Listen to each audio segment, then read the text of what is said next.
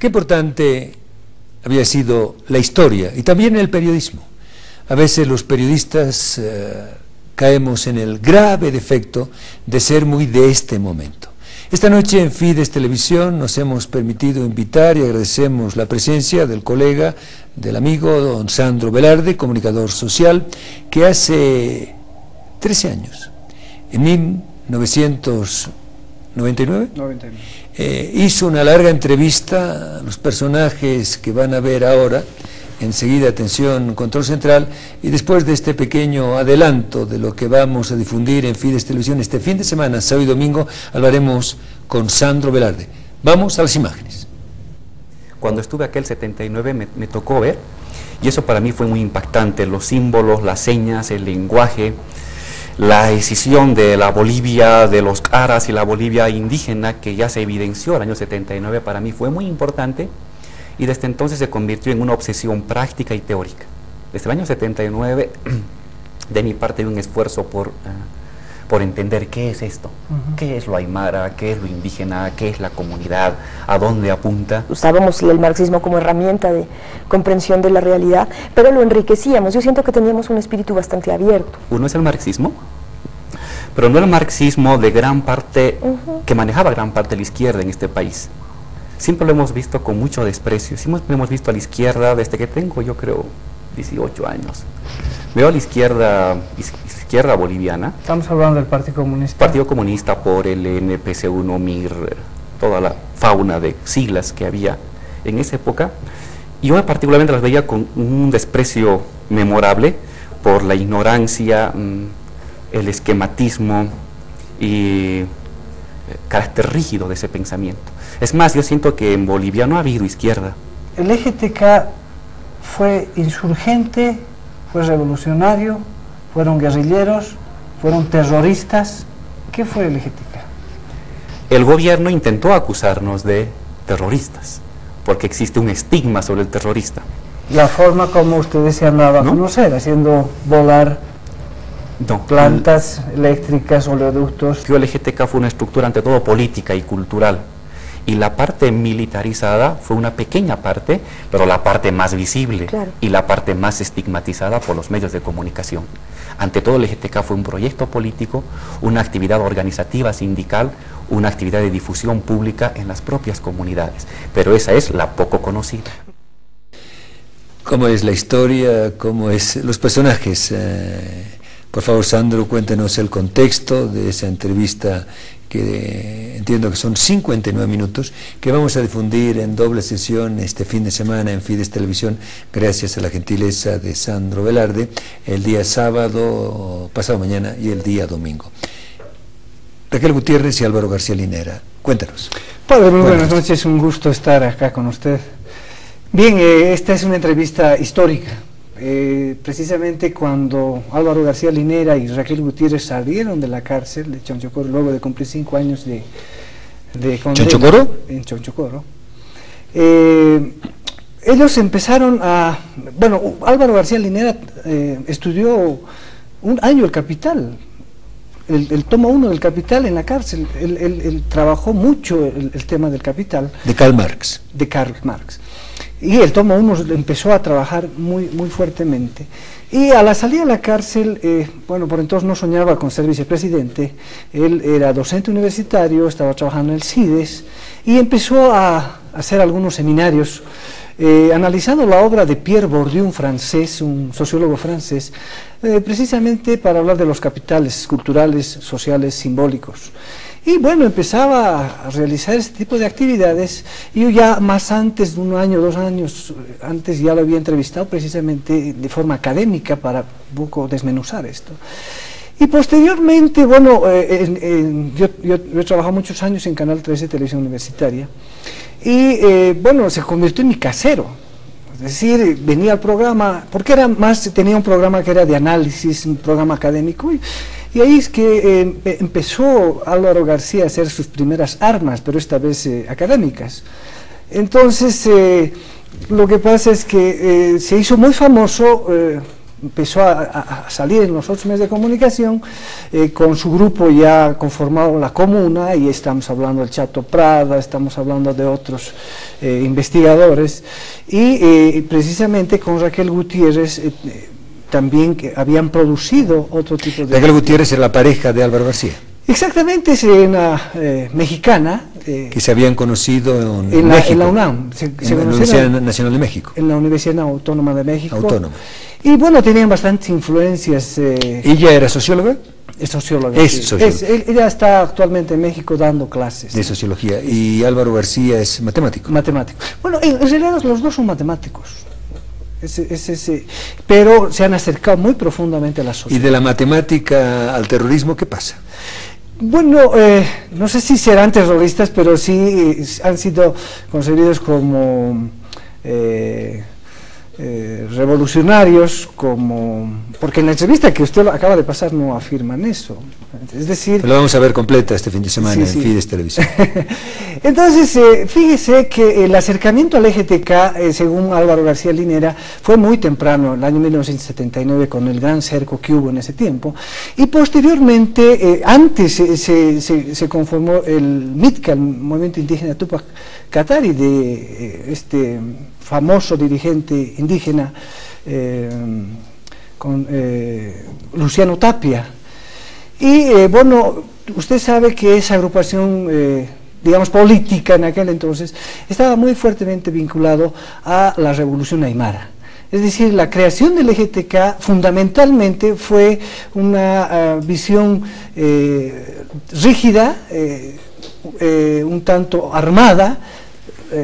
Por eso es que, digamos, hoy en día la democracia los ha sorprendido prácticamente al vicepresidente, porque él renegaba de la democracia liberal, de la democracia burguesa, como dicen los marxistas, y bueno, como le decía, parece que la democracia lo sorprende.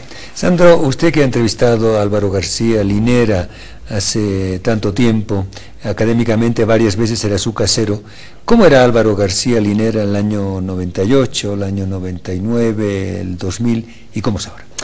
Bueno, en primer lugar, no usaba corbata, ¿no? Ustedes lo van a ver, como buen marxista renegaba de la corbata, ¿no? A veces creo que se ponían las corbatas rojo punzó, ¿no? Pero bueno, cambió prácticamente desde la vestimenta, y un poco creo que se ha ido aburguesando, utiliza corbata, un saco muy bien, seguramente debe ser costurado acá en Bolivia, me imagino.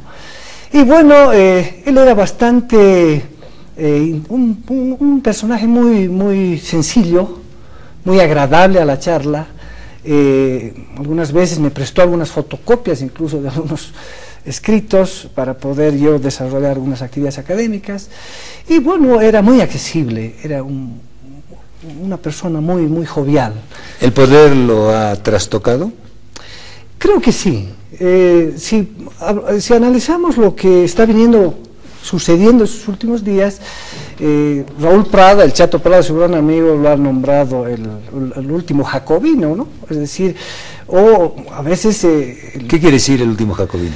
Bueno, está vinculado a la Revolución Rusa, que entre los jacobinos y los girondinos, ¿no es cierto? Revolución Francesa. Revolución Francesa, perdón.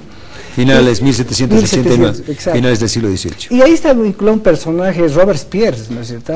Que fue el gran revolucionario y terminó la guillotina. Exactamente. Y Raúl Prada, en esa nota que le digo, lo compara precisamente con Maximilien Robespierre en la época del terror, es decir, en la época más dura de... Robespierre sí que probó su propia medicina. Exactamente, en la guillotina, ¿no? ¿Qué quiere decir? ¿Es una especie de acto profético, Álvaro García? Esperemos que no. No, por supuesto que no. Yo me refería precisamente a un escrito que escribió Raúl Prada, y recientemente está mostrando, y siempre Raúl Prada trata de identificar lo que nuestro vicepresidente está al borde del delirio. ¿Por qué? No sé, yo no puedo, digamos, interpretar lo que dice Raúl Prada, pero parece No, pero ¿qué dice usted? Porque usted lo entrevistó, lo conoce, o lo conoció entonces. En aquel tiempo le digo que era bastante, muy amable, pero en el tránsito que ha cambiado, yo creo que sí, un poco le ha gustado el poder, le ha subido el poder.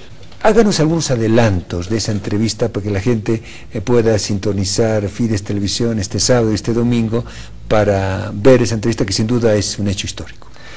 Bien, padre, es muy interesante. Partimos de algo más liviano, es decir, tratamos de conocer la vida de Álvaro García Linera, dónde nació, cómo se conoció con Raquel Gutiérrez en la universidad, y posteriormente vamos ingresando a ver cómo él se introduce al EGTK, al Ejército Guerrillero Tupac Katari, cuál fue, por ejemplo, su vínculo con Felipe Quispe, ¿no?, que es muy importante, que de alguna manera Felipe Quispe ha sido un hombre muy protagonista también, que en alguna otra entrevista que yo le hice a él, y le comenté, le pregunté sobre nuestro vicepresidente, me dijo, bueno, nosotros los indios hemos creído en él y nosotros estamos comprometidos con la lucha indígena.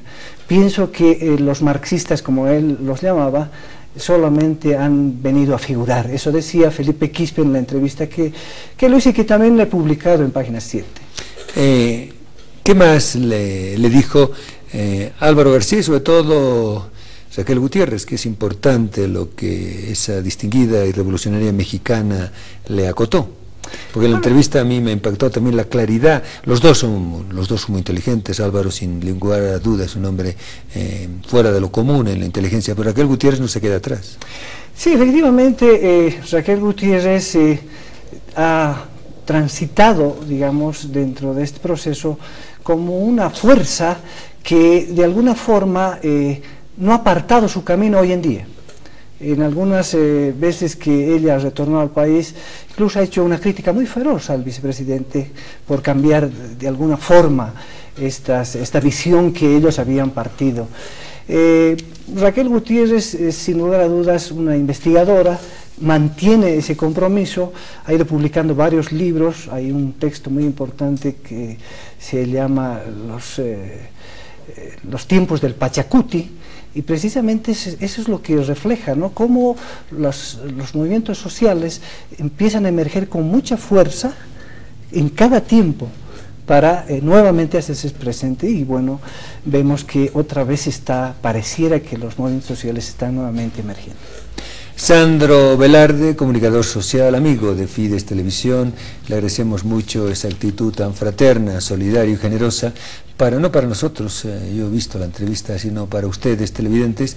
A partir de mañana viernes les informaremos los horarios que se han decidido a nivel de jefatura de producción para difundir, reitero, va a ser el sábado y el domingo. Los horarios se los vamos a difundir a partir del día de mañana viernes y obviamente el propio fin de semana.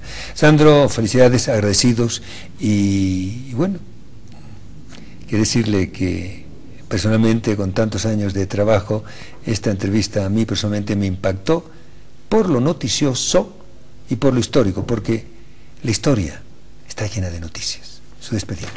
Muchas gracias, padre. Precisamente esperemos que esta noticia, como usted la menciona, pueda servir a la gente, pueda ver, no tiene ningún otro fin, sino de mostrar la historia, mostrar cómo mi labor de periodista ha sido acercarme precisamente a gente que ha sido protagonista de este siglo.